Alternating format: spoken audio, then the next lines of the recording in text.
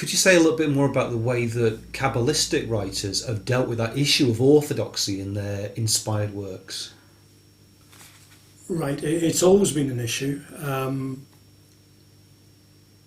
There is a time-honoured way of discussing religious ideas within Judaism, and the typical form is that a verse from the Bible is quoted and someone expounds on the meaning of the verse.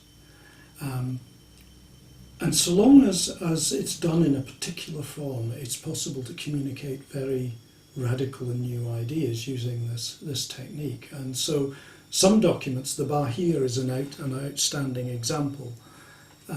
It takes the form of a midrash, that is a teaching composed in Palestine, involving very well-known personalities, all absolutely reputable teachers.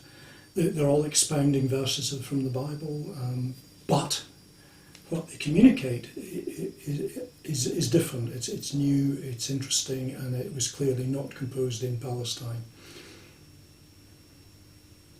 So that's an example. The Zohar is another example of a document that, in the guise of a commentary or an exegesis on various, for example, the first few books of the Bible, its exploration of these ideas is very, very different.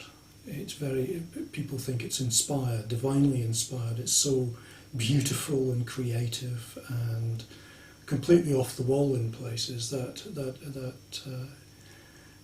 even though it's a very different way of looking at traditional texts, people are prepared to accept it as authentic Judaism and authentic Kabbalah.